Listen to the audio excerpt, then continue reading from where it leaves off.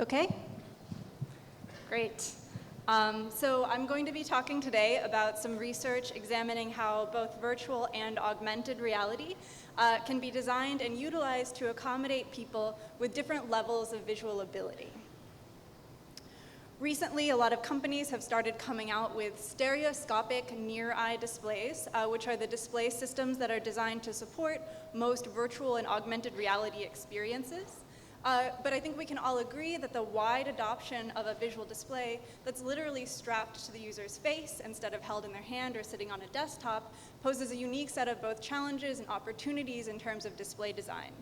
So on the challenges side, these displays need to take into account both typical optical characteristics of the human visual system and visual perception like we're talking about today, but they also need to consider the wide range of individual differences that exist amongst the general population of potential users.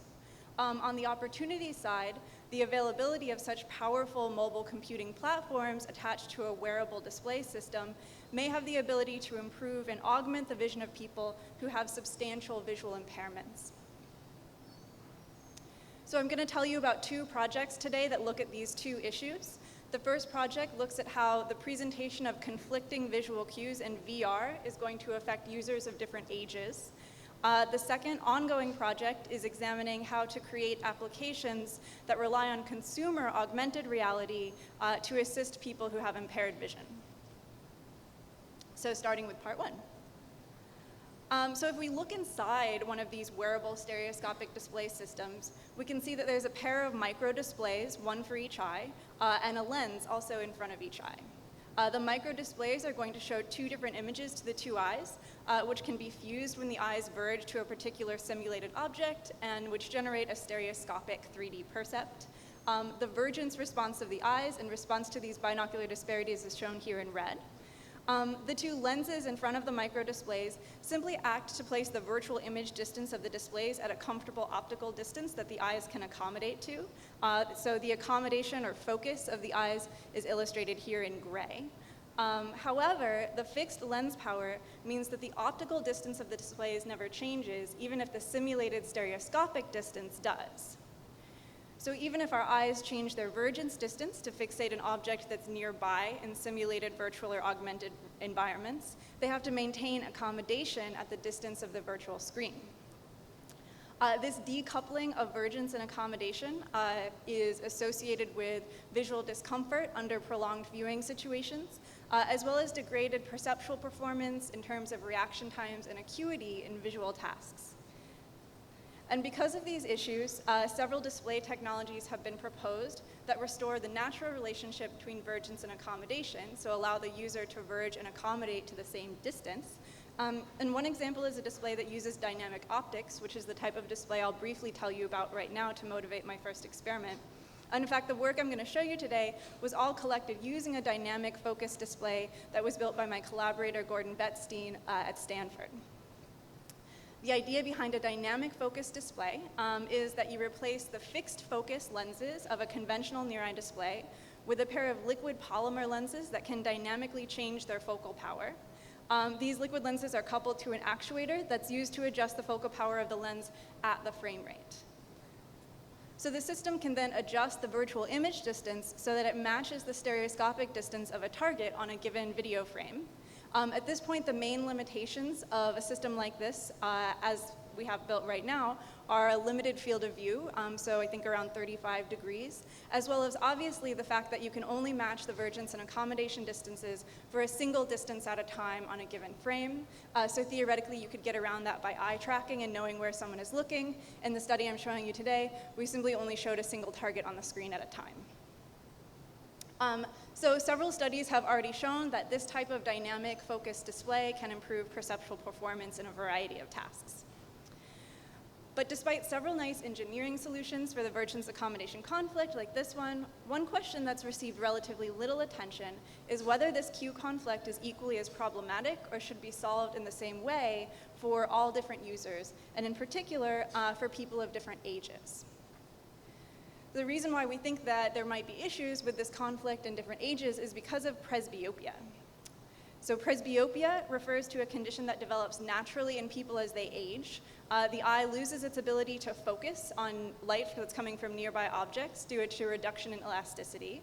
This plot is just showing sort of a canonical illustration of presbyopia. Age is shown on the x-axis, and nearest focus distance is shown on the y-axis. So you can see even from a young age, the nearest focus distance progressively becomes farther and farther away and tends to level out in middle age when people become presbyopic. So the first experiment I'm going to tell you about examined how vergence and accommodation cue conflicts affect presbyopic and non-presbyopic users in VR. We recruited participants of a range of different ages and had them perform simple perceptual tasks when viewing either a conventional near-eye display setup, so this is one with the cue conflict, or a dynamic display setup, a system in which this conflict has been removed.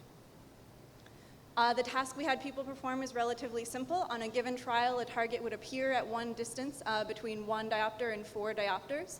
It would extinguish, and the participant was simply asked to indicate how sharp the target was and whether or not it appeared fused. In the conventional condition, the virtual image distance of the display was slightly past 1 meter, and of course in the dynamic condition, the virtual image distance always matched the stereoscopic distance. These data were collected as part of a larger study that was run at the Emerging Technologies booths at SIGGRAPH. So this was a pretty quick experiment. People came in and out and did just a few trials on this. So I'm going to show you the results for this study for the two age groups separately, aged younger than 45 and older than 45. The distance of the target is going to be shown on the x-axis. And then first I'm going to show you the binocular fusion data. So the percentage of trials on which subjects reported that the target appeared fused after it extinguished. So we got the expected result in the younger group of observers. You can see in the conventional condition, as the distance increased and the vergence accommodation conflict also increased, people's ability to fuse the targets degraded. Then when we turned on the dynamic focus in that condition, we found that fusion was recovered quite a bit and was relatively stable across a range of different simulated distances. So now if we look at our older observers, we're actually a little surprised to see that our older observers also experienced a bit of benefit from the dynamic display mode. So the reason why we're surprised by this is because at some of these nearer distances, we would expect a good amount of the people in this group would maybe not be able to accommodate, but they still seem to have some benefit in terms of their ability to binocularly fuse the target at these near distances. One possibility here is that because of the cutoff of age 45, that some of these people can focus at these nearer distances, but actually if we plot performance as a function of age for each individual, we don't see a strong relationship between the fusion benefit of dynamic focus and the age of the observer. So remember, we had a second question we asked people, which is how sharp did the target appear, and they just responded whether it appeared blurry, medium, or sharp. So I'll show you these results now, again separately for the two different age groups. And what we found here, starting with the younger group, was that there wasn't really a big difference between the conventional display with a conflict and the dynamic display. In both cases, they tended to report the targets as being a little less sharp as they got closer. And then we got sort of the main expected result for the older age group, which is that in the conventional condition, they actually experienced most subjectively sharper vision, so that's the gold line there, as compared to the dynamic display one, the one that actually removes a conflict. In that condition, their subjective reports of sharpness were actually quite blurry. So this is interesting because the dynamic display condition is actually one that better simulates natural vision and removes an existing visual conflict, but these older observers seem to prefer the more synthetic, conflicting type of display. So what does this mean? First, I think it's worth observing that the goal for designing a display system maybe shouldn't always be to get all the visual cues right, because that's not necessarily going to be the best type of display for everyone to experience. And so we should consider these individual differences and changes in properties of the visual system if we're thinking about designing display systems that should be adopted by a wide swath of the population. And I think it also suggests that presbyopes may prove to be a little bit of a challenging population for removing visual conflicts, because on the one fusion task, they did seem to improve with the dynamic focus, but then on the sharpness task, they seem to degrade with the dynamic focus. And in fact, there's some other work that was presented at VSS a few years ago showing that even amongst people who are presbyopic, there are some differences in how they react to visual conflicts. So I think it's just an important problem to consider in display design moving forward. Okay, so I'm moving now to the second part of my talk. I'm going to change gears a little bit. Thank you. I'll be talking about augmented reality, and in particular, can we take an existing consumer augmented reality device and examine its ability to provide assistance by augmenting reality for people who have degraded or impaired vision. So the idea of utilizing near-eye display technology to enhance visual information for people who have visual impairments isn't actually new, and there are several custom systems that are out there or should be available soon that are designed to do this. The general idea of each of these display systems is that you would have someone wearing an outward-facing camera. There's a real-time video feed from that camera that's fed into a stereoscopic near-eye display system that's typically opaque, so you're just seeing a video of what's in front of you, and then that video undergoes some type of image enhancement, be it magnification or contrast or edge enhancement. So the focus of the project that we're working on in my lab is not on designing a specific new type of near-eye display technology with this function, but on integrating assistive tools into a device like the Microsoft HoloLens that's designed to be used by everybody, not just for a specific set of users. And we were motivated to approach the problem in this way by realizing from talking to people the amazing amount of assistive features that now come built into the handheld mobile devices that everyone has, and how much that's been able to broaden the impact of visual assistive tools. So Robin already extensively introduced the audience to the HoloLens. I just want to remind you that this is, again, an augmented reality system, which means that the user can see the world through the displays as well as overlaid virtual content. And that in order to do this, the HoloLens is already gathering 3D information about your environment all the time and using that information to change the display, as well as collecting information about how you move around. And so we're trying a range of approaches with the HoloLens related to this question, and I'm going to tell you today about just one of them. The approach that I'll tell you about today is trying to improve depth and shape perception when visual acuity is severely impaired. In this project, we're using the augmented reality tools to detect the shape and distances of objects around the observer and overlay either color or luminance maps that can theoretically tell someone a little bit more about the distance or shape of an object in front of them. So this is inspired by some of the work out of Stephen Hicks' lab at Oxford, showing that when vision is severely impaired, such that traditional 3D cues are no longer reliably available or detectable by someone, that brightness or color may be able to be used as a proxy for distance and provide 3D information to the wearer. So this work is just in the early stages, but I wanted to show you some preliminary results examining whether when we simulate impaired vision, people can use these sorts of overlaid augmented reality to recover shape information. So in this study, a set of participants had simulated visual impairment using the light perception Bangalore occlusion foils, which allow you not really to be able to count fingers, but to see some light direction, rough form, and motion information. Before starting the experiment, the participants put on the goggles and were allowed to haptically and visually explore 6 objects up close. And then they sat in a chair, and each object was placed one at a time on a table in front of them, and they were asked to visually identify these objects. So we had a control group of participants and a group of participants that I'll show you today that used a depth to color overlay. Both groups performed the task twice. So they did 6 objects in one block, and then they did a second block with the 6 objects again. In both groups, the first time they did the task, there was no augmentation at all, so it was kind of a baseline condition in block 1. In the control group, in the second block, we told them that they were getting augmented vision. The HoloLens flashed blue, and then that blue flash faded, and then actually their vision was just the same as it was before. So this was a control for increased effort associated with believing you had augmented vision or even practice effects. In the depth to color condition in the second block, then they had true augmented vision. So if we start with the control group, we see that in both blocks they performed only moderately above chance. So I have overlay on or overlay off shown in red, overlay on in quotation shown in blue because there actually wasn't an overlay, although they were told that there was one.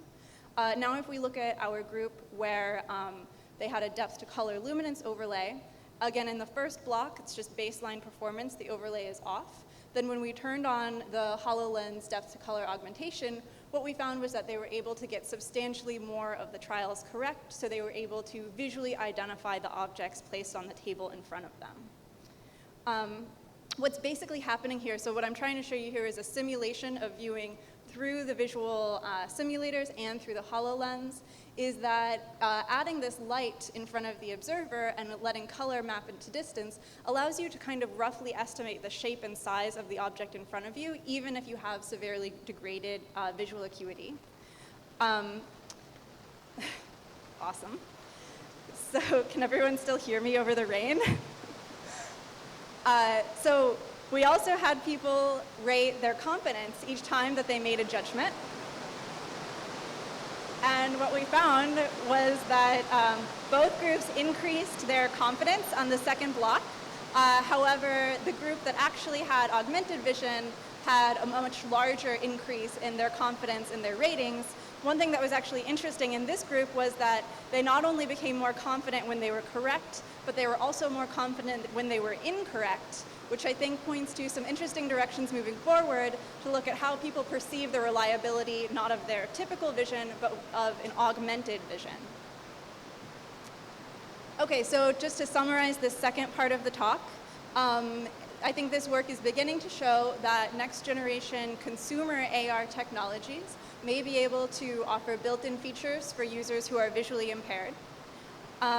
And that moving forward, we'd like to consider continuing to study the impact of augmented vision, both on perceptual judgment. So I showed you one task today. We've done a range of tasks with mixed results in terms of whether vision is improved consistently or not. And so we plan to explore this further, as well as the impact of augmented vision on someone's perceived confidence and perceived reliability of their own vision. And then I just want to point out that in this particular assistive device space, we're running up against a lot of the issues that are also concerns in consumer AR and potentially for AR and VR for research, which is that improvements in form factor, latency, contrast, and brightness of the display, and things like battery life are going to be key issues moving forward for this, but luckily these issues are shared with all of the other different applications for AR that people are interested in. So I'd like to finish up by pointing out that a lot of this work was done in collaborations. So the work on virtual reality was done in collaboration with Gordon Betstein at Stanford, and in particular Natish and Robert are two graduate students who collected an amazing amount of data at SIGGRAPH. Then I have a team at Dartmouth working on augmented reality, including Max Kinetator, who's a postdoc, a set of undergraduate researchers, as well as our collaborator, Matt Dunn, who's an honorary member of our Dartmouth team from Cardiff. And I also want to thank my funders.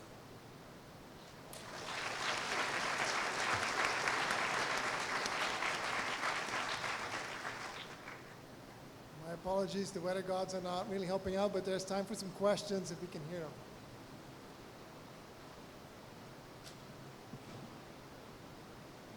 Ben has a question.